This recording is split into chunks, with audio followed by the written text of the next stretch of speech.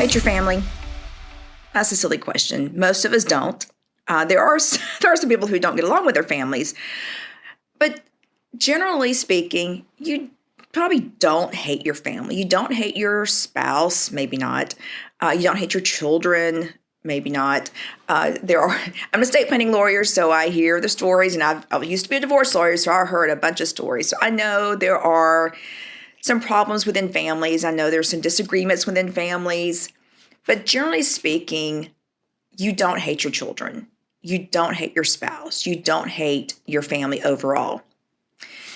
So why don't we prepare for the hard moments? Why don't we prepare our families for the hard moments?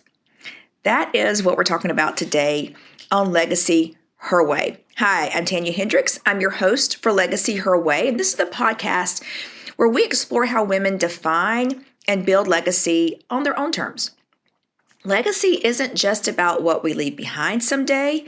It's about the choices we're making right now, today, who we're building for, and what we're building and preserving. And it's also how we're creating peace of mind, or as I've been saying, margin or harmony along the way.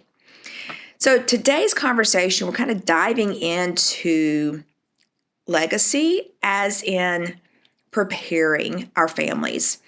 I, as an estate planning attorney and probate lawyer, I meet with families after a loved one dies, and I see the toll it takes on families when things aren't prepared and done. In fact, the reason I switched to doing estate planning is because I saw the impact it had on my own family. My uncle died at 56. He did not have a spouse, didn't have children, and didn't have a will or any estate planning done. And because he didn't have a will, we had to do what's called an intestate estate. And my 87-year-old grandmother decided to be the personal representative of his estate. And so she, along with my mother, had to do all the things. So when someone dies without a will, it requires the probate judge to approve selling property, like your house, vehicles, any personal property within the house. You have to get permission to sell those things. And even though he didn't have a spouse or children, we still had to get permission from the judge to do everything. And so I watched as my 87-year-old grandmother, during the COVID year, in fact, had to go to the courthouse multiple times because we had to ask the judge to intervene and do things. I had to get his permission to do things. So she had to go to the courthouse multiple times, again, around people, masked up, doing the Germ-X, all of that. And she's walking around on a walker. So not an easy task for an 87-year-old woman on a walker. And then having to go to his bank and deal with like closing out his account, changing the money over to an estate account. She had to go get his taxes prepared and filed. She had to go talk to his employer multiple times and get things done. And his employers were great. I mean, that don't get me wrong. They were great and very helpful, but it still required her to go and talk to them and work through some things. Then she had to deal with creditors calling or not really calling her, but sending letters about debts that were owed, because when he passed away, he'd been sick for a little while and things started getting backed up. And so there were just things that had to be dealt with. And all of this during a time where she should have just been mourning the loss of her youngest son. She should have just been able to grieve the loss of her son, but yet she was having to deal with these things. And there are certain things that anyone has to deal with when someone passes away. They're still having to talk with a life insurance company or retirement policy, fill out paperwork to make sure the benefits go where they're supposed to go. But when someone dies without a will, there's just extra layers that are just unnecessary. And I know my uncle would have never, ever wanted his mother, my grandmother, to go through what she went through, to be under the stress and feel the overwhelm that she did during that period of time. I know for a fact he wouldn't have wanted that, but he didn't make a plan. And so when I watched as my grandmother carried the burden and weight of all of that on her shoulders, and I saw the toll it took on her and my mother having to run around town and do those things. I decided I want to help other families not have to go through that. I want to help other families prepare so their loved ones do not have to be under the stress and overwhelm and burden of going through an intestate estate. And so I switched to doing estate planning in 2021 full time so that I could help those families. And as I've been working with families since that period of time, I've seen, again, the toll it takes when someone dies without a will or it's a poorly drafted will. For example, someone came to me, excuse me, and they did a do-it-yourself will. There are provisions in there there were not provisions in the will that could have saved the family a lot of money and a lot of time, which is one of the problems with do-it-yourself wills. You don't know all the nuances to estate planning. And so when that person prepared that do-it-yourself will, he had the best of intentions. He didn't want to see his family go through what they eventually had to go through. But because he did it on his own, he did not consult with a lawyer, he didn't have a lawyer prepare it who understood all the nuances, it ended up costing his family thousands of dollars more. Probably at the end, it was about 5 times more that they had to pay for the probate process than had he just paid me as the lawyer to do the will to begin with. And I saw the stress when I talked to that family member when I told them what to expect. I mean, it was just very disheartening. And she knew that her dad didn't hate her. She knew, and every family member that comes in that has a do-it-yourself will or there's not a will, they know that family member will love them. But they're wondering well, why didn't they take care of this? Why didn't they do this? And I have a lot of people that come to me to do their estate planning because they just went through the probate process with their parents and I'm not leaving this mess for my kids to handle. I'm not doing this to my children, so I need to get my ducks in a row now. So when something happens to me, my children aren't trying to pick up the pieces. And so that's part of legacy. That is what you're doing today will impact what happens in the future. And I'm not going to say that not doing your estate plan is going to hurt your legacy, but it's certainly going to cause your family to question, why didn't mom do this? Mom was taking care of everything. She was always just on the ball. She was hustling. She was taking care of us through the years. I mean, whenever we had a scratch, whenever we were throwing up, when we were babies and needed our diapers changed, mom was the one there taking care of us through it all. Why didn't she do this? Why didn't she take care of this so that it would make it easier? Why am I having to go through all these hoops when mom could have just done a little simple planning to make sure we don't have to go through this? And so we as loving parents, as loving moms, and for those of you dads who are listening, it's time for us to make sure we get our things in place, that we do the hard things now and prepare them for the hard moments so that they're prepared later. So I'm not just talking about doing your estate planning. You absolutely need to do, at a minimum, a will. So a will, last will and testament, you probably know this, but just a quick little educational moment. A last will and testament directs where your assets go upon your death. It also says who's going to manage that estate. So in Alabama, we call it the personal representative.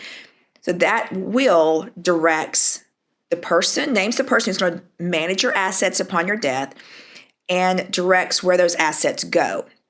Now, FYI, if you don't have your own estate plan, your own will prepared, the state has one for you. It may not be what you want because the state says it goes to certain people and you may not have a relationship with those people.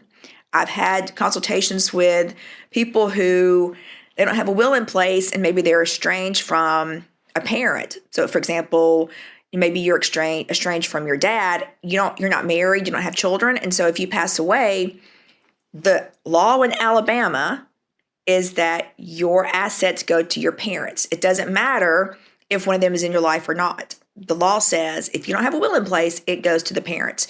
Or maybe if you're a parent and you don't have a will in place, it goes to your children if you're not married.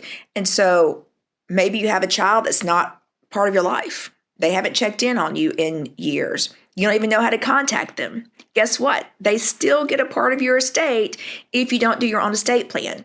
So that's why it's critical to make sure you have that done, because you're creating a mess for those you love. I've had calls and consultations with people that are just convinced that their siblings should not get anything because they weren't a part of mama's life. They didn't take care of mama. They disappeared. But now that mama's dead, they showed up with their hand out.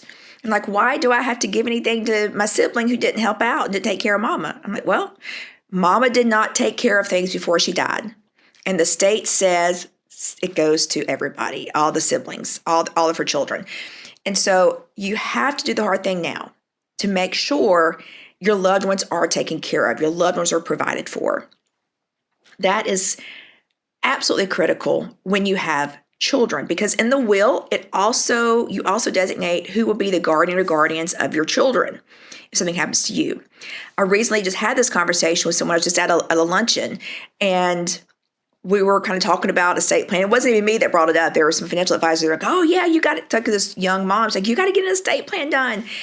And when I explained that if you don't have a guardianship, if you don't name your guardian, when you pass away, if like you and the other parent pass away maybe at the same time or with a short period afterward, the probate judge, or not probate judge, but a judge makes the decision who gets to take care of your children. And it may end up being someone you absolutely would not want to raise your kids.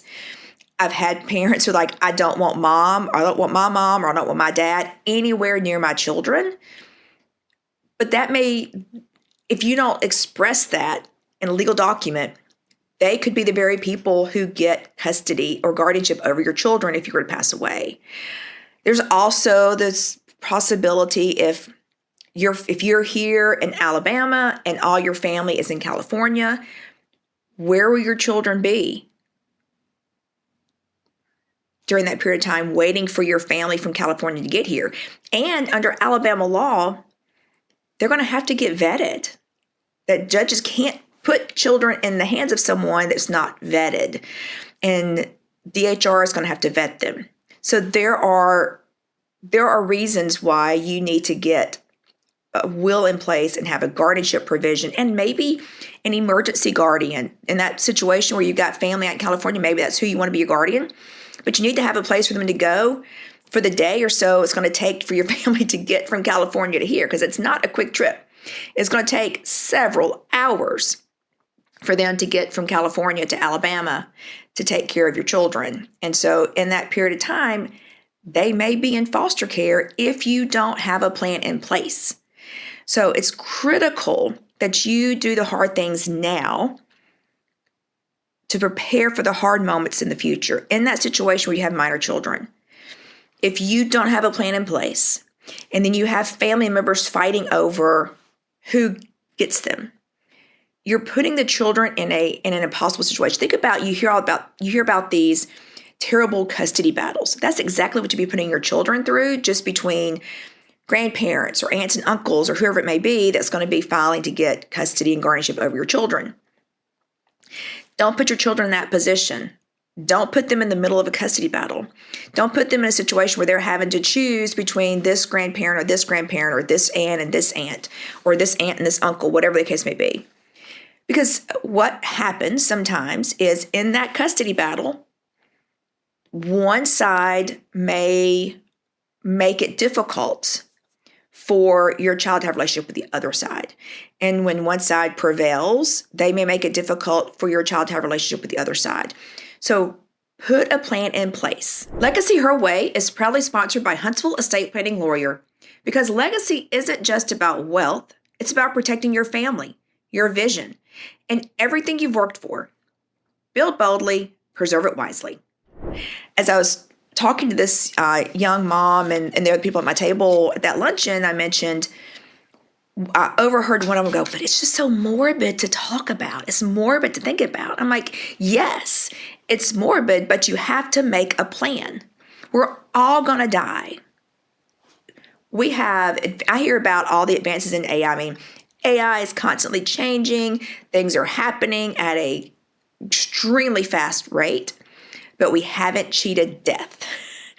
At some point, we are all going to die. I don't think AI is going to change that.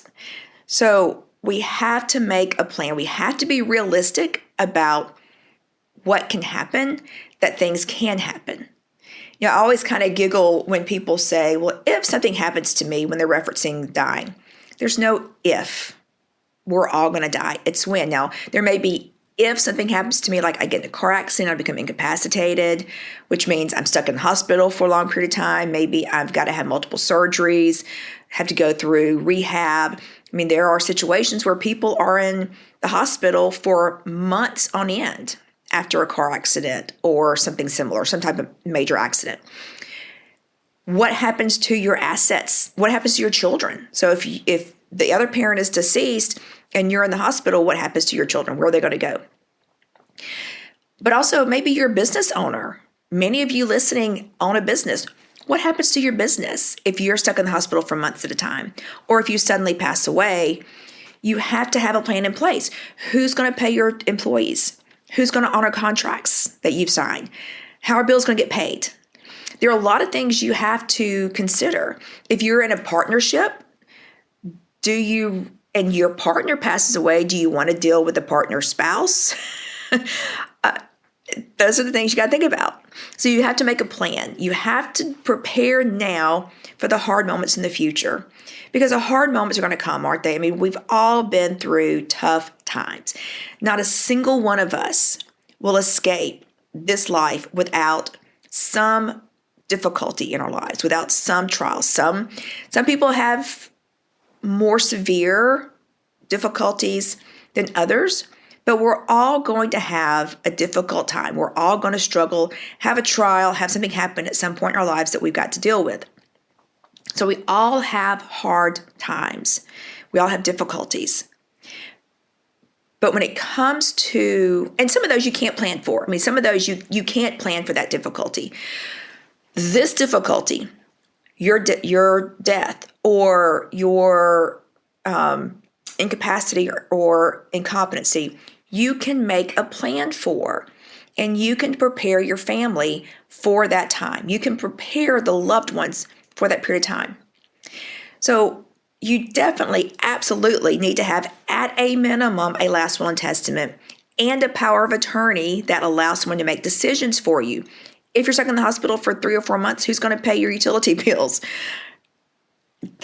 Seriously, those things have to be taken care of. The world doesn't stop when you've had an accident. I had some terrible times in my life. One time in particular was just horrendous time. I didn't really want to get out of bed. I made myself get out of bed because, you know what? The world didn't stop. The bill still had to get paid. There's still a mortgage due. I can't call up the mortgage company and say, hey, I'm really depressed right now. I don't feel like getting out of bed. Can you just not demand my mortgage for the next, 2-3 months? Just give me a break. That ain't how it works. The mortgage still has to get paid. Utilities, if I want electricity, I got to pay the bills. So the world keeps going. The world keeps going even when you want to stop. Even when you want the world to stop, it doesn't. So if you're stuck in the hospital for months at a time, there must be someone who can take care of those things for you. So a power of attorney is just an essential document. I tell clients and people all the time, it's arguably one of the most important documents to have. And it's one of those documents you don't know how badly you need it until you need it. So get those documents in place. I mean, wherever you're at, find an estate planning attorney, an experienced estate planning attorney, to get those documents in place for you. If you're in Alabama, I can help you do that. But get them in place, all right? That's just basic taking care of your family, preparing them. But there are other things you can do as well. You don't even need an attorney to do those things. Make sure you have your beneficiaries designated. Yes, you're having to think through your death. You're having to think through what happens when I die. And if you have young children, that's really hard to think through because that means you're not there when they're growing up. But you have to go through these things right now to prepare them for those hard moments when you're not able to or you're not alive. So beneficiaries, your checking account, savings account, money market, any financial account, you can name a payable on death beneficiary. Take care of that. Don't name minor children, but take care of getting your beneficiaries designated. Have a list of your passwords, like all the websites you use, particularly like bank accounts. So you're banking, paying utilities, paying a mortgage. Make a list of all those websites where you pay your bills and what those usernames and passwords are, so someone can go in and keep paying those bills. There's no delay. There's no one having to rifle through drawers to try to find documents, to try to find information. Like, do your children even know where you have a bank account? Would they even know where to start? So having just a list of all your bank accounts, savings, checking, money market, all those things, have a list of that. And what are those usernames and passwords? Do you have retirement? Do your children even know, or your spouse even? Do they even know where the retirement, like who to contact for that? Do they even know where to start? What about life insurance policy?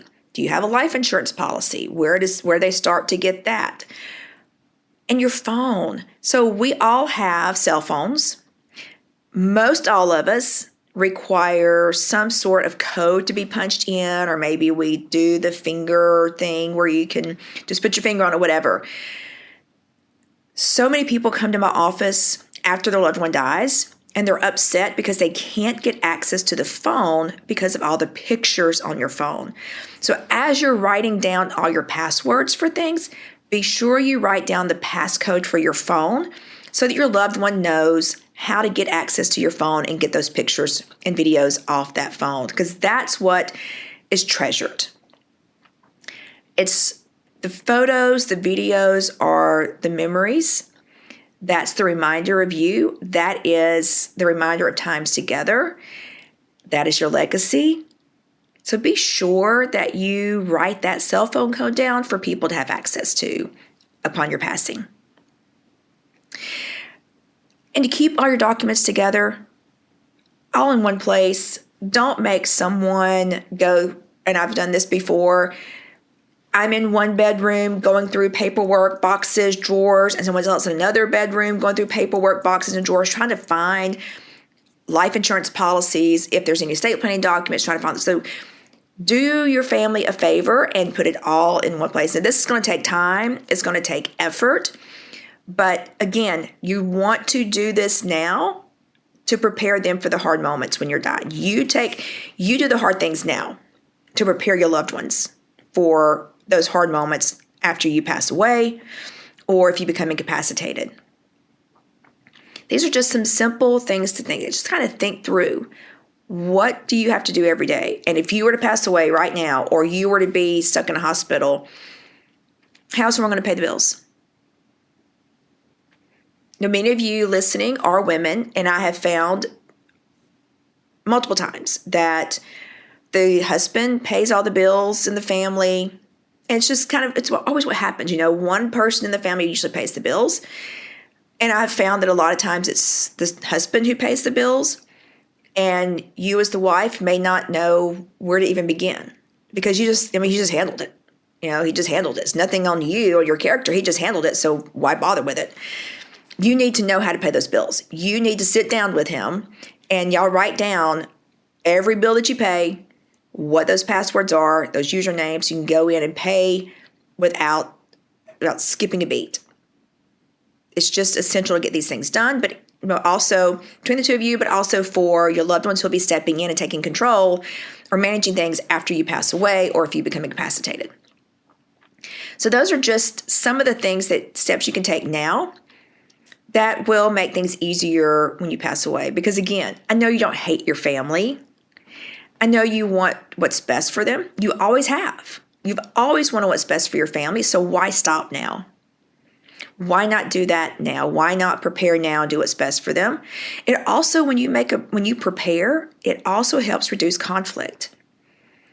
I've heard from multiple clients that they're concerned that their children will argue and fight upon their passing. And so they want to reduce conflict. And that's another reason why you want to do your estate planning documents now, so that when the time comes, they're not fighting. You've already put a plan in place and they're not fighting over things. All right. I hope this has been beneficial. You absolutely need to do the hard things now. I mean, if you're in Alabama, you can certainly give me a call at Huntsville Estate Planning Lawyer, 256-361-1221. But I will be happy to talk with you and assist you with that. But there are a lot of other estate planning lawyers across the state who can assist you. But get it done. I mean, just get it done. I can't stress it enough. It doesn't matter if you're 19. I've had people say, well, what age should somebody get an estate plan together? Like, I'm just now having a kid, so should I have one? And I'm like, well, 19 is when you should have an estate plan. Because if you have a bank account, many of us have bank accounts. You have a car maybe in your name. You may have certain assets that it's going to require going through probate court to get access to those assets. I once had someone pay me $1,500 to get access to a $2,000 bank account. Don't do that to your family. If you have a 19-year-old or older, they need to have a power of attorney in place. If you've got college-age kids, that's essential, because if they haven't done a power of attorney where they have named you as their agent, who's going to make decisions for them if they have an issue, if they're in the hospital? You don't have access to their medical records. You don't have the authority to make decisions if they have not given you that power of attorney. So if you're over 19, if you have someone in your life who's over 19, they need to have an estate plan in place. It's just, and it could be something very simple. Estate plans don't have to be complex. It can be simple, but just get it done. One, you don't want to rely on what the state says should happen, but you want to have the plan in place to make things as easy as possible for your family and your loved ones. So you have to do the hard thing now. You have to work through the issues of what happens upon your death, because you're going to pass away. It's just a matter of when. And we all hope that we live until we're old. But that's not always the case for people, unfortunately. And we see it every day. We see it on the news. We see it on social media. Every day we see where someone who's young has passed away. So we never know the day or the time. So make a plan. All right, this is Tanya Hendricks with Legacy Her Way. If this conversation spoke to you, then get your estate planning done, get things in order. But as for the podcast, if this has spoken to you and you don't want to miss another episode, be sure you subscribe to Legacy Her Way on wherever you listen to podcasts, whether it's Apple or Spotify. You can find us on either one. Be sure you subscribe so you never miss an episode. And if you're in Alabama and need an estate planning attorney, you can always reach out to me, Tanya Hendricks at Huntsville Estate Planning Lawyer, 256-361-1221. You can find me on Facebook at Huntsville Estate Planning Lawyer, Instagram, TikTok. Website is huntsvillestateplanninklawyers.com. All the links will be in the show notes for that. Again, thank you so much for listening. Take care of your family. I know you don't hate them. I know you love them and want what's best for them, so take care of them. All right, I'll see you in the next conversation.